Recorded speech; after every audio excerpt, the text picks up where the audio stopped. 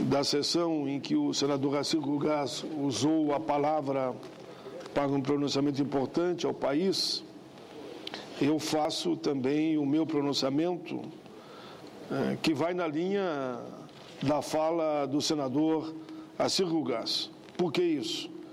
Porque amanhã, dia 17 de outubro, é o Dia Internacional da Erradicação da Pobreza.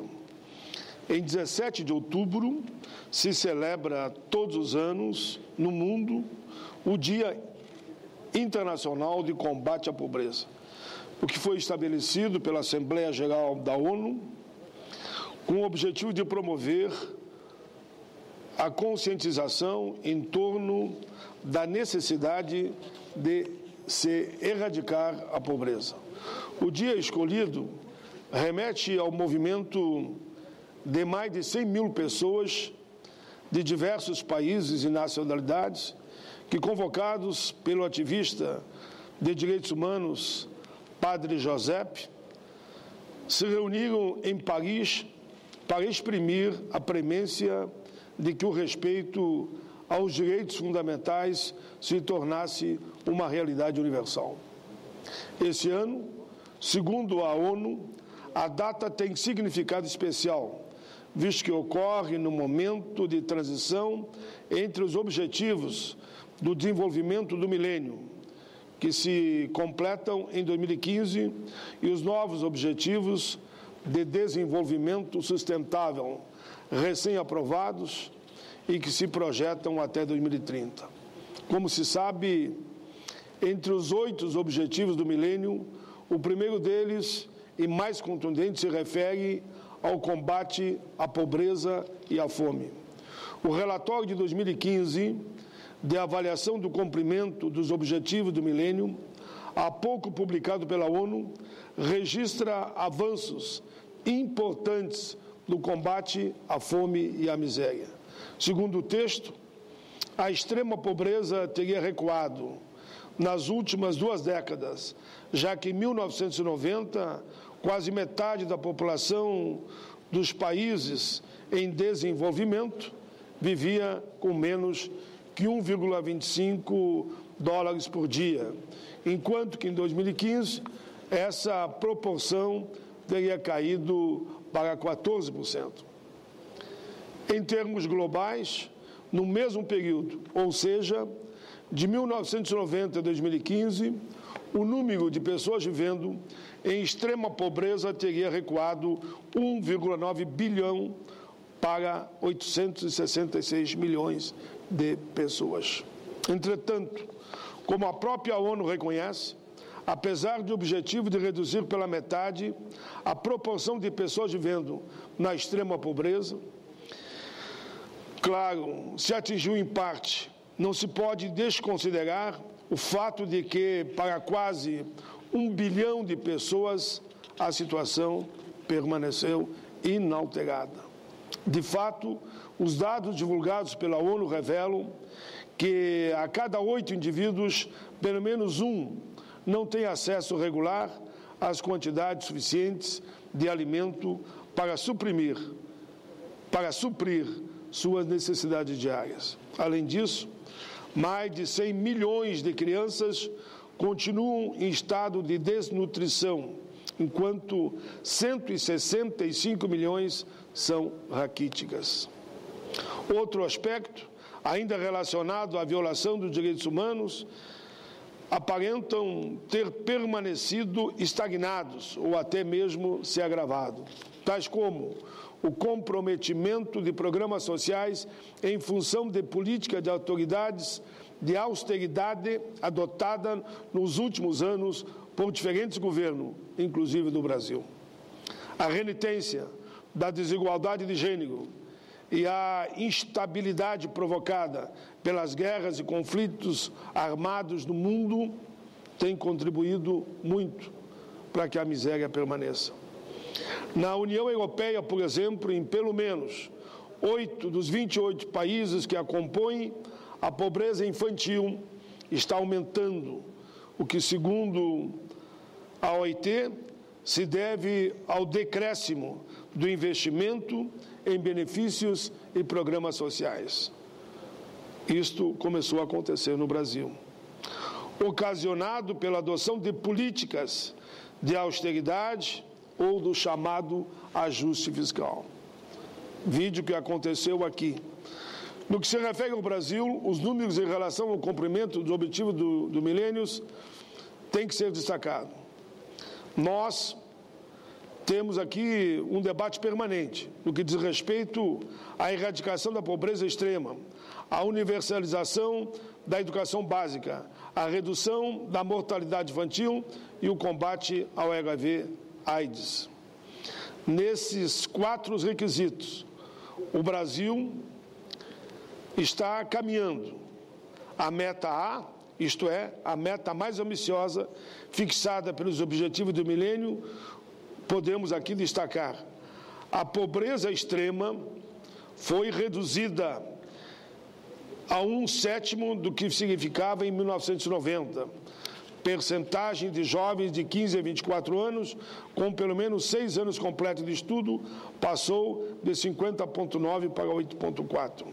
As mortes de crianças com menos de 1 ano de idade passaram de 47,1 para 15,3 óbitos por 1.000 nascidos vivos, superando a meta de 15,7 óbitos que havia sido estimado em 2015.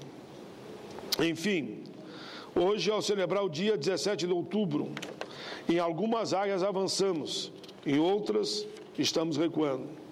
Meu receio é de que, à guisa da recente febre de ajustes fiscais, possam recuar dos objetivos.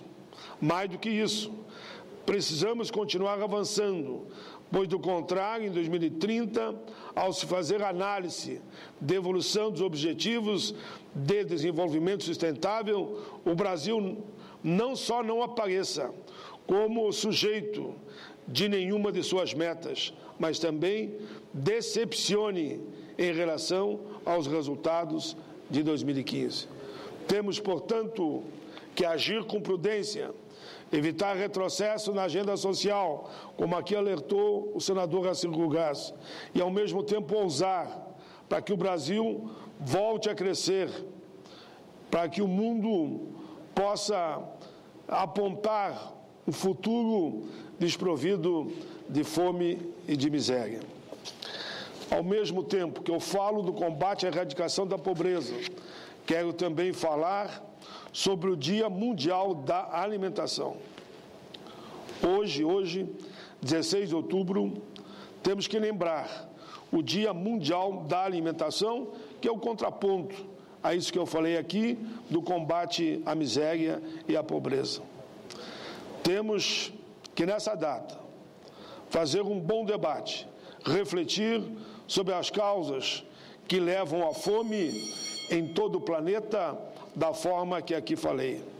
E, ironicamente, não apenas a subalimentação é objetivo de preocupação, também a superalimentação causa transtornos, assim como causa preocupação a ingestão de alimentos não saudáveis.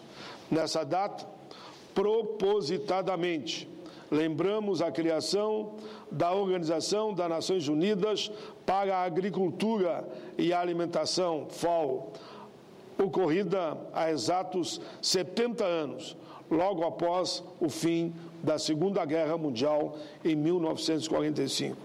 Faço questão de mencionar o fim da guerra como marco, porque sem ela o mundo não teria despertado para o fato de que milhões de pessoas morriam de fome no mundo e, infelizmente, ainda morrem, conforme relatei anteriormente.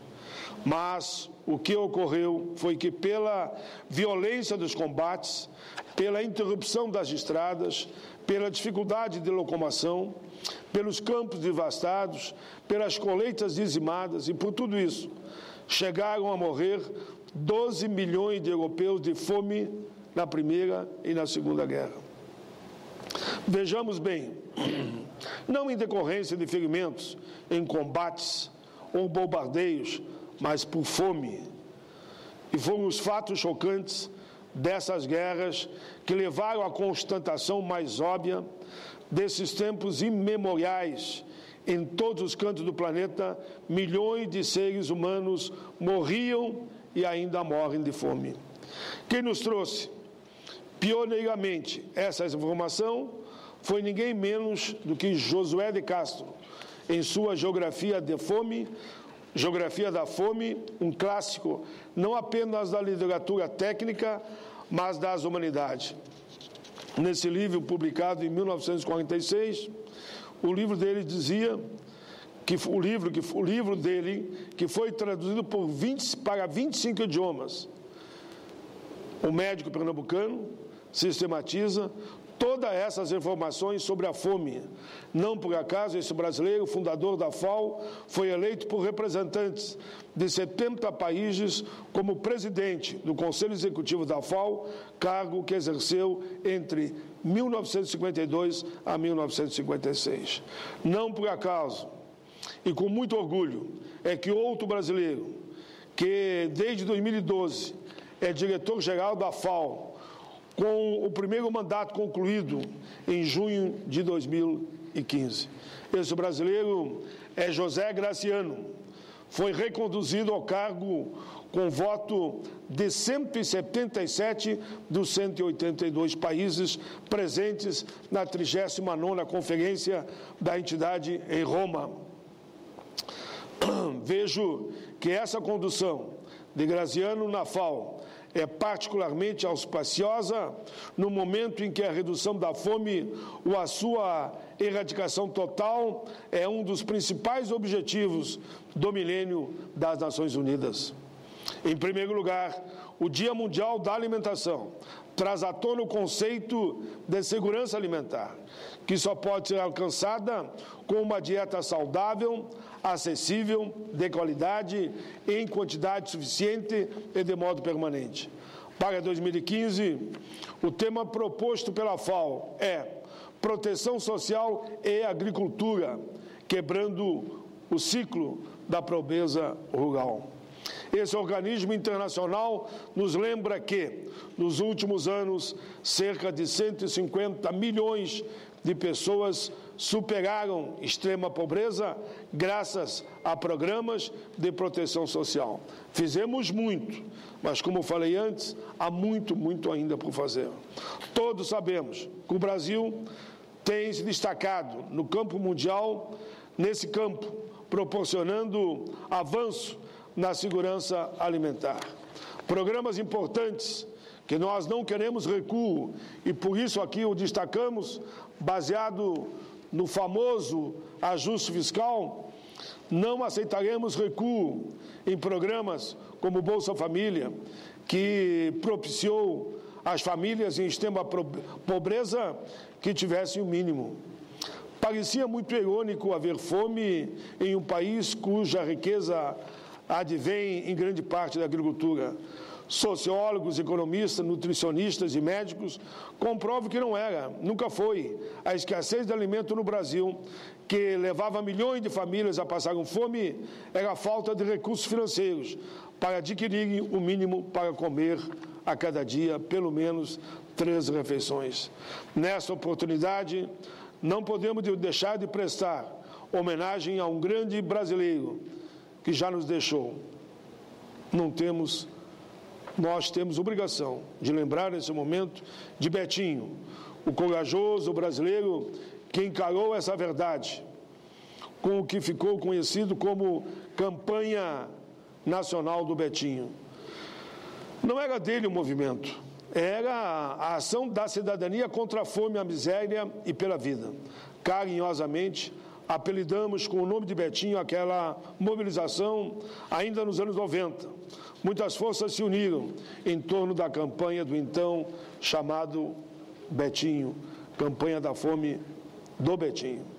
Natal Sem Fome ganhou a adesão de centenas de milhares de famílias e só foi arrefecida a campanha quando se viu que, mais do que um simples gesto de caridade, o que estava envolvido era o reconhecimento de que a má distribuição de renda no Brasil era a causadora da fome. Lembro-me de que muitos veículos de comunicação, ávidos, às vezes, pela notícia mais escandalosa, chegaram a fazer capas grotescas a respeito do assunto. E só deixaram, porque aprenderam, de explorar o tema como escândalo, quando viram que, para superar a fome, era necessário aumentar o salário mínimo. E aí eu cumpri a minha parte. Fui autor, nos últimos 30 anos, praticamente, de todas as propostas que elevavam o salário mínimo no país. Diziam que eu ia quebrar o país se o salário mínimo chegasse no objetivo que eu tinha colocado de $100. Chegamos a $100, chegamos a $200, chegamos a $300, e isto foi fundamental. Hoje, aqueles que nos criticavam reconhecem que a política de elevação do salário mínimo foi fundamental para combater a fome. Foi fundamental para estabelecer uma rede de proteção social. Foi urgente, sim, e era urgente institucionalizar uma renda mínima, como gostava e gosta de dizer meu inesquecível senador, sempre senador, Eduardo Suplicy, que hoje mora de forma permanente em São Paulo, onde ele tinha as suas residências, mas estamos sentindo muita falta de Eduardo Suplicy aqui no plenário desse Senado, falando toda semana sobre renda mínima. Meu amigo Suplicy, um abraço muito forte a você e os seus familiares. Eu sei que você agora está em São Paulo, dando aula e trabalhando na prefeitura. A você será um senador inesquecível nessa casa.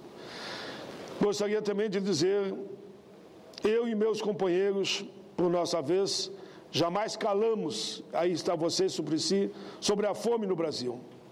Como liderança trabalhista e política, sempre me bati, por muitos anos, pela elevação do salário mínimo, como aqui discorri, e não me arrependi. Que bom é eu poder dizer que eu fiz parte dessa história.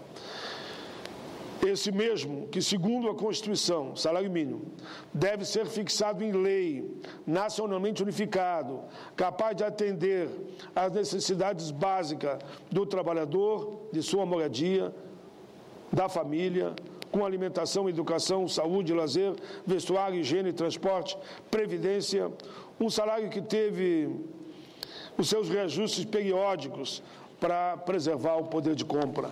Apresentei, na época da inflação, que ele tinha que subir, sim, todo mês, conforme, pelo menos, a inflação.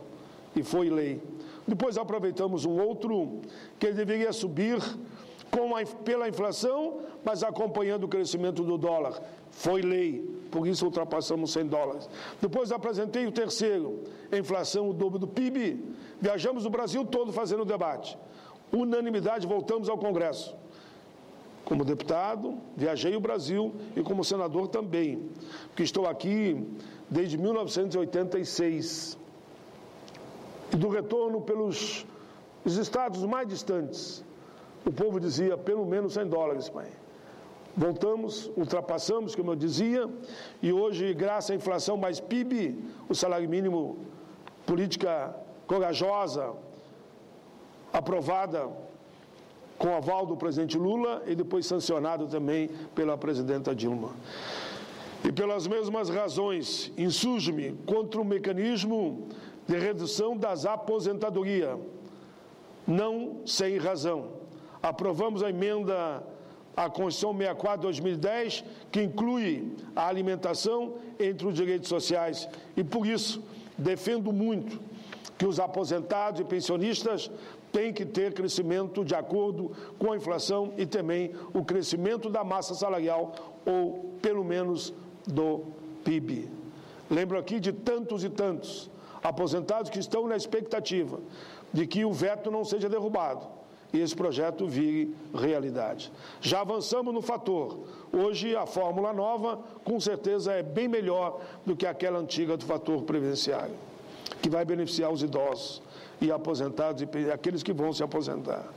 No Brasil, ações específicas criadas e mantidas nos últimos 13 anos permitiram que, em 2014, o país saísse do mapa da fome, um retrato que a FAO fez de todo mundo para sinalizar essa iniquidade. Nesses anos, mais de 36 milhões de brasileiros deixaram uma situação de pobreza, extrema ou moderada, e hoje 98,3% da população brasileira tem acesso a alimentos e, portanto, usufruem de segurança alimentar. Segundo a FAO, o Brasil hoje é o país entre os mais populosos que teve a maior queda da chamada subalimentados entre 2002 e 2014. Nada mais que 82,1%.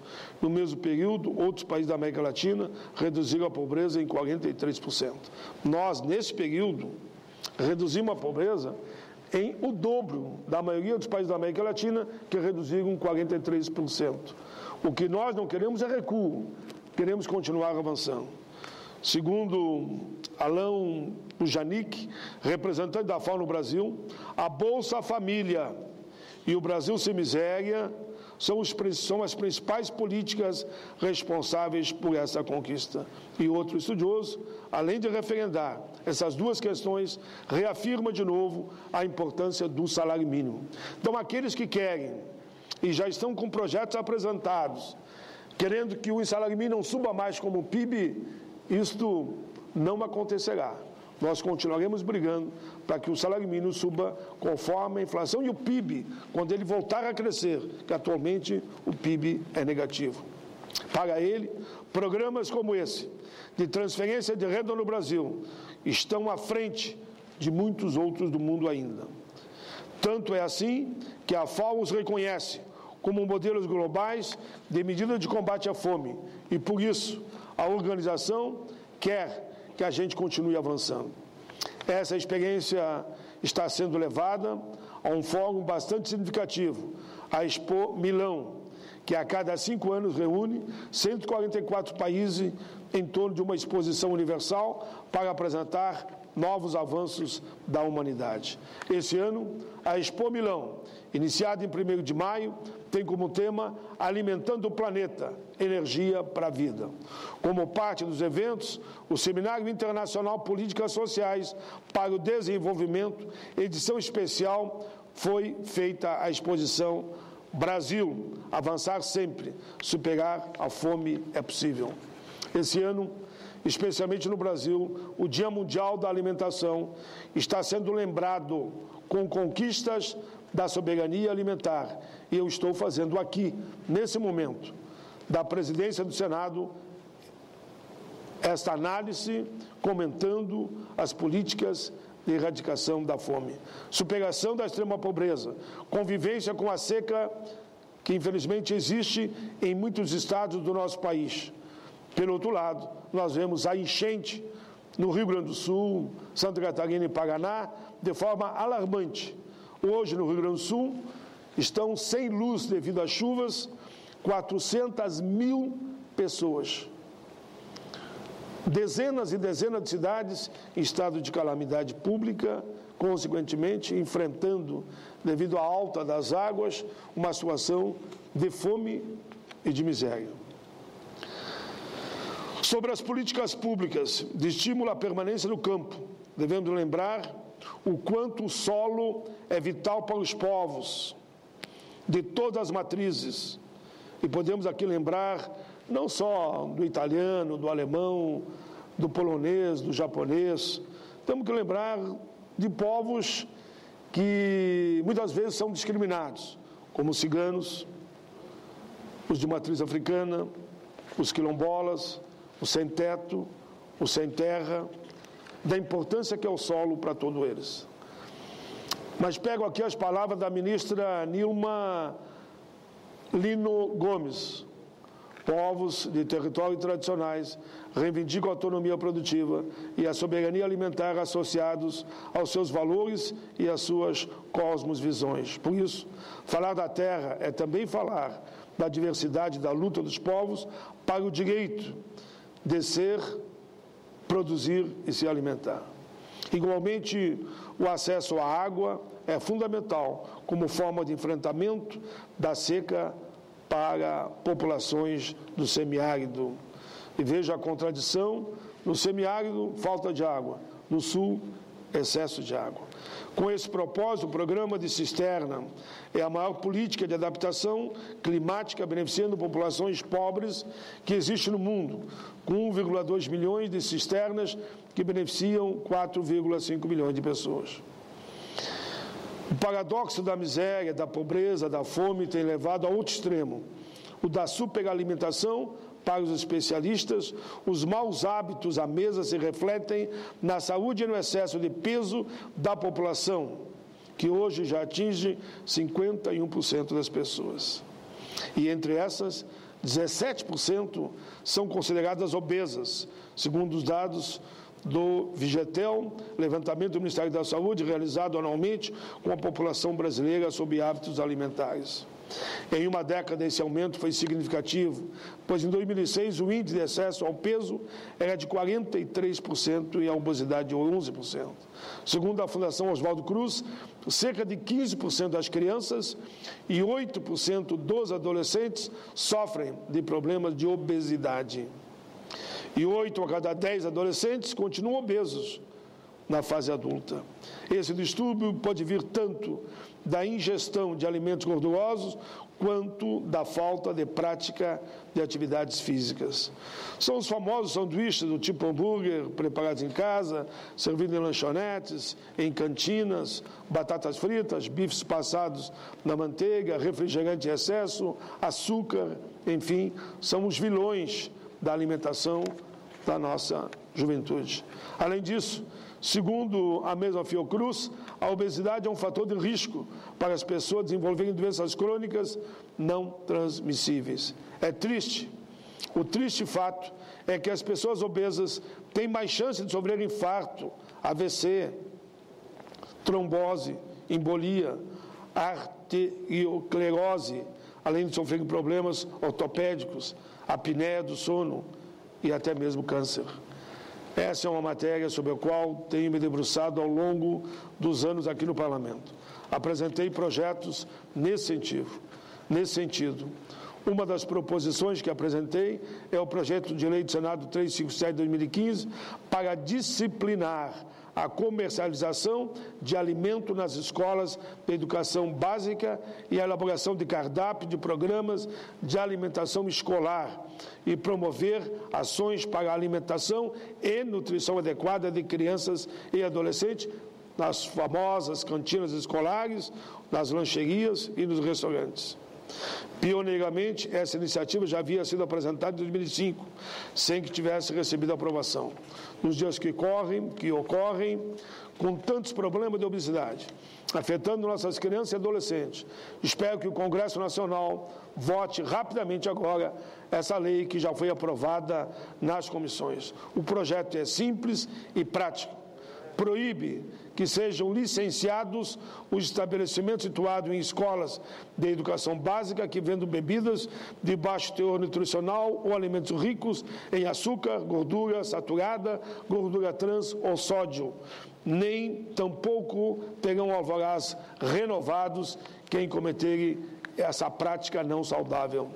Alimentos com essa composição também não poderão mais fazer parte da merenda escolar. Outra medida que vai no meu projeto é a obrigatoriedade do Sistema Único de Saúde desenvolver ações de educação nutricional dentro da escola e fora da escola, de promoção de alimentação saudável e de prevenção ao controle de distúrbios nutricionais e de doenças associados à alimentação, à nutrição de crianças e adolescentes. Por fim, também é estabelecido o dever a cardápio de programa de alimentação escolar, sob a responsabilidade pública, elaborado por nutricionistas, respeitando-se os hábitos alimentares de cada localidade, com prioridade para os semi-elaborados e o in natura. Esse mesmo tema de proibição de fabricação de produtos com gordura trans foi objeto de um outro projeto nosso em 2007. Anteriormente apresentei também, além do 181, o projeto de lei 128 para incluir os estudantes da educação fundamental de jovens e adultos como beneficiários do Programa Nacional de Alimentação Escolar. Enfim, Equilíbrio é a palavra para os ainda em situação de miséria, renda para que possam se alimentar decentemente, pelo menos 3 vezes por semana, investimento no campo, na agroecologia, investimento para a mesa, pão, sim, mas com liberdade a todos, assegurando com liberdade uma alimentação decente. Mas como a poesia de todas as cores, de todos os outros alimentos, fazem bem se forem usados, enfim, se forem comercializados, sob o controle de nutricionistas e o controle da alimentação. Termino, senhoras e senhores, ainda dizendo que nesse dia 10 de outubro é o dia que passou agora, foi o dia de profissionais que salvam vidas e que me mandaram aqui um belo documento. São aqueles profissionais que muitas vezes até se acidentam conduzindo a ambulância para salvar, com certeza, no Brasil e no mundo, milhares de vidas. Cumprimento aqui a esses profissionais, agradeço à Associação Brasileira dos Motoristas e Condutores de Ambulância, na pessoa do presidente Alex Douglas e todos aqueles que compõem essa equipe de lutadores pela vida no Brasil e que representam muito bem esse setor. Ao Sindicato dos Condutores de Ambulância do Rio Grande do Sul, na pessoa do presidente Paulo Rogério da Silva, pela dedicação, presteza e amor como eles exercem a sua profissão. Uma profissão que tem objetivo, salvar vidas. Uma profissão efetivamente humanitária. Meu grande abraço a todos e assim eu encerro o meu pronunciamento e da mesma forma, nesse momento, eu encerro a sessão do dia de hoje. Que Deus ilumine a todos. Está encerrada a sessão.